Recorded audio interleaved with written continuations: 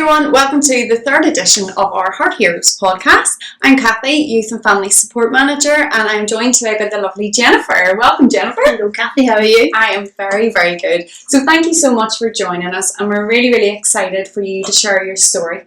A story that has many twists and turns along the way. So Jennifer has many, many different hats to wear, but I think, if you don't mind, Jennifer, we'll start right at the beginning. Okay. So, what makes you a heart family? Alfie made us a heart family. When he was born on the 17th of January 2011, we had the diagnosis antenatally, so we knew what was ahead of us. And whenever he was born, he was transferred to Birmingham within 24 hours. And when we got to Birmingham, it was all go. Everything just happened really fast. It felt really strange because you're thrown into this new world. And you're just like a rabbit in the headlights. You don't know what's going to happen or what's. It's a horrible situation to be in. Alfie was 4 days old and he got his first heart surgery. Okay. And you get the tour beforehand. You get the tour of the ward. You get the tour of the PSU, but nothing prepares you to see your child. Yeah. Hooked up with all the wires and everything else. Nothing prepares you flat at all. No. You know, and he was so tiny. But we coped okay, I think, at the time. We did well. We brought Alex, our eldest boy, with us. He was 6 then, and he went to school in Birmingham Hospital. Wow. So he did just for a few hours a day. And it was a very strange experience, and it was just a difficult time. Yeah. Because you've just had a baby. You've had to fly over to England to get treatment, and everything's just very scrambled in your head. Yeah. You just don't know. And I suppose even the physicality of that as well. Yeah. You just had a baby. And I suppose when you have a baby in other circumstances where there isn't the need to stay in hospital with your newborn, did you feel kind of, I suppose, a bit robbed of that little early days where you're in this bubble of being on the sofa, watching a box set? Yeah, I did, because I remember Alfie had to fly in their ambulance over to Birmingham. We had to go home to Fermanagh, picked up all the stuff we needed, got Alex's stuff gathered up, and we were travelling back down to Belfast again to go to the airport. And I knew a family, I knew had just had a baby too. And I remember driving past their house thinking, they're home with their baby, and we had to travel to England to see ours, and didn't know what was ahead of us. Yeah. At that stage, ignorance is bliss, because you're not aware of everything that's going to happen. And I remember driving past thinking, you're so lucky to have your baby home, and we're having to travel to see ours. Absolutely. Mm-hmm. And then what was it like when you got to Birmingham and you got in and you got to see this beautiful newborn baby who probably from the outside, I would imagine, looked like everything was fine. Mm-hmm. From the outside, he looked absolutely perfect. Yeah. He was a lovely colour. He had lovely jet black hair. Oh. He was just so cute. He was perfect, and it was lovely because that was the first time Alex got to meet his brother. Oh, so special. So he got to meet him then. It was just lovely. He got to hold him, and it was lovely. You know, but just you're very aware you're in hospital surroundings, and everything was just so different to what it should have been. Absolutely. You know, and it just was a very weird feeling. Of course.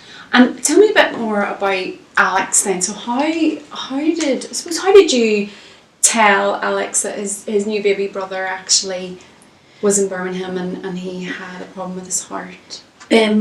We just Alex came down the night that Alfie was born to the Royal, but they wouldn't allow him to see him. Oh. So he was out in the car park. I was actually crying because he wanted to go and see his wee brother, and I just sat with him next. There'd be plenty of time when he gets home. We'd be able to sit down as a family and do all this together. And I said, whenever Alfie comes home, you can carry him around the house and show me through and give him a tour, which he did. Which he did, and he got him home. But whenever he met him, he was just over the moon to see his wee brother. He was so excited. And I think for Alex, it was hard on him too, because he was taken out of school, taken away somewhere different, and we were there for about 3 weeks. So it was a complete change of routine for him, a complete difference. But he handled it really, really well. Yeah. You know, and we just had a routine in the hospital. We'd spend time with Alfie.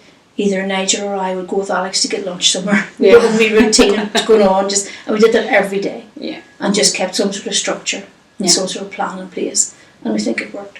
Absolutely. Hope it worked. Yeah, oh, I'm sure. Well, I have met Alex, so I can vouch that he is lovely and turned out very well indeed. And then what about, I suppose, you and I have spoken in the past about surgeries and things like that. So Alfie was 4 days old then when he had his first surgery. Yeah. And what happened next? Well, he had his first surgery. I think he was away about 7 or 8 hours to get the surgery. Okay. So he was away quite a long time. Whenever we first walked into the ICU afterwards, Nigel just crumbled and had to leave. Okay. He's like, I can't cope with this, I really can't. Yeah. I was fine and coped with it relatively well because I was sitting chatting to him. The next day I crumbled. Yeah. And Nigel was strong. So it worked out well. He was there when I couldn't be, and vice versa. Yes. Of course. We just used to sit in intensive care and tell him all the stories about home, tell him where he was going to live, what animals we had, what we were going to do. I told him about all our favourite beaches and stuff like that we're going to go to. Yeah. I told him everything good that was going to make a difference, hopefully help him get better. Yeah. I don't know, I had to speak to him all the time that I know was there, and that once he gets past this we'll bring him home for a better life. Brilliant. Yeah. And what age was he then when you got him home? He was about, maybe 3.5 weeks, around that.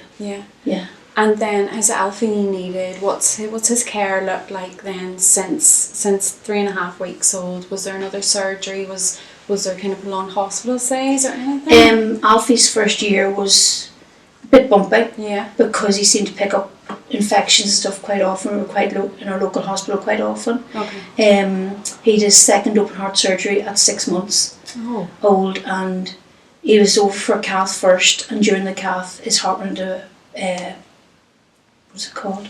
Heart block. Oh, right. So what was going to be open heart surgery turned into be pacemaking surgery and open heart surgery as well. So that was a bit of a kick in the teeth, to be honest with you, because we weren't expecting that on top. And he was so unwell after it. He was in a lot of pain. He was just, you could see him just, even the nurse came in she went home on shift at 8 o'clock that night, and she came back in the next morning. She said, I thought of this wee man all night. I was so sure he'd be back in intensive care and so on, and he's not. So that was a very difficult time. Very difficult, because he was so ill. He just did not. Yeah. It wasn't Alfie. It was just, unresponsive and just wanted to be left alone, and just, it was horrible.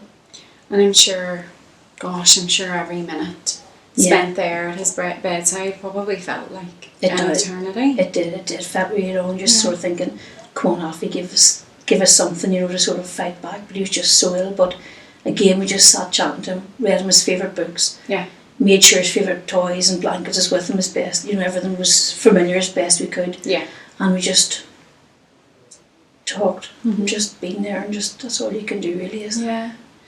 And in those difficult moments, if you think back to, and sometimes maybe some of the hardest days actually could have been at home or hospital, was there anything that you could kind of call upon, like within yourself or your support circle, that would just help you get through those more difficult moments?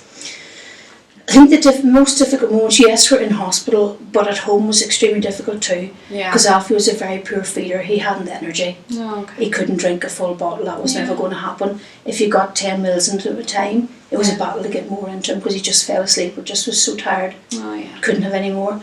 And that was difficult. There was one day at home, I was home alone. Alex was at school. Nigel was at work. And it was just a day, it was just start off a bad day because he didn't take a bottle. And I attempted the second one, and the same thing again, he just didn't want it. And I put Alfie down in the bed. It's okay. It's okay. Take your time. I put him down in the bed, and I went to the window and just cried. Yeah. And I cried my heart out. I was so angry, and everything just came to the surface. And outside there was a daffodil just popped out of the ground. Oh. And I thought, brighter days will come. Absolutely. And that daffodil just gave me such strength to keep going. Yeah. Yeah. You okay? Yeah. Okay. Okay. And even now, when you think about that daffodil and actually knowing Alfie now, Daffodil is actually a really good one.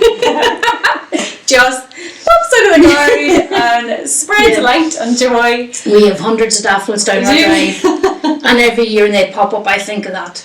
Yeah. And every year I look at him and smile and think, we tinker. Absolutely, absolutely. Do you know what? I hope you kind of take a minute to look inwardly as well and realise, actually, gosh, look at what you have come through. Look at what that wee tinker has achieved. And I suppose you've survived all that by just finding ways, finding things around you that just give you that extra. And it's not strength, because strength is always there, no matter if you feel it or not. What I have learned about heart families is just the love and support and inner strength is just unbelievable. Yeah. I think you get that from your child though, because they show such resilience and fight. Yeah. You have to equal that, or you have to, because they give it 100%. Yeah. It never drops. Alfie will never say to you, "I've had enough." Yeah. He'll say, "Right, okay, let's get this done."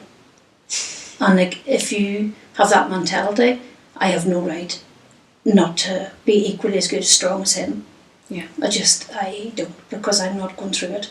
He is. Yeah. So I have to be the person strong enough for him. Well, it's very clear though to see where Alfie gets his strength. You have to give yourself a wee bit of credit. I don't know, Cathy. I don't know. So tell everybody about Alfie now, because as I said, the Alfie that I know now is just full of fun and full of life. Alfie's now 13. Yeah. He's had 4 open heart surgeries. He's had 2 pacemakers fitted, numerous caths, numerous hospital appointments. He has scoliosis and he's autism, and he's the happiest child you could meet. He will chat the leg of you. He loves learning new facts and statistics. That's his thing. You ask him about space, he'll tell you anything you need to know. Flags, anything like that. He'll let you know. He's happy. He's a bit lazy sometimes. Aren't we all? He's doing really well at school though. He's doing far better than I ever thought he would do. Yeah. And he's just a bundle of joy. Yeah, absolutely. And I suppose you, as Alfie has grown older, you have become heavily involved in the charity and supporting him holistically, and you've been a brilliant support to the charity. So I suppose your biggest role has been taking on our group organiser in Enniskillen. In Enniskillen, yeah. So if you want to maybe tell everybody about what that is. Okay. Well, myself and a girl called Liz run the group down in Enniskillen, and basically I think it's really needed that families can get together, heart families can get together and just have a fun day. Yeah. Have something fun, or if there's something on their mind they can talk to other parents or us. Yeah. To say, I'm struggling with this, or how do you get through this, or how do I do these statements for school. These wee things all come out at these meetings, and it's just nice to have that time. And we have some fun, the kids get to play, we get to chat, and it's just a lovely time. And I think it's so important. I love that role because we're quite far away in Fermanagh. Yeah. And it is nice that we have a wee group down there, and it's quite a big group now in fairness, and it's nice that we have that support network down there. Yeah. And what's the feedback then from families that come to those groups? The beauty of them, as far as I can see, is just what you said, the peer support. Would that have been helpful to you that day when you looked out the window with Alfie on the bed? Would that have been helpful to you? Definitely, it would have been. Yeah. I felt so alone then. Yeah. It was real a loneliness, and I thought, this circle's never going to end. Yeah. It just felt like that. Absolutely. It just felt like that. I thought, this is never going to end. We're never going to get out of this. Yeah. But you do.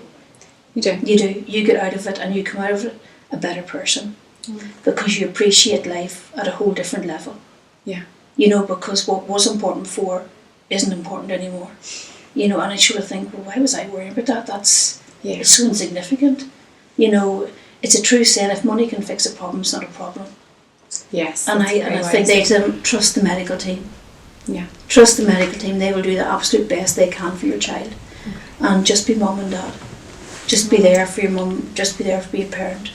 Yeah. And that's all you need to do. And I think that's a lovely message to finish today off with, because I suppose with all of the additional things going on, all the additional pressures that comes with a diagnosis, you can see how it would be easy to get caught up in that and forget that this is your child, and I'm the mummy and you're the daddy, or I'm the parent and you're the parent.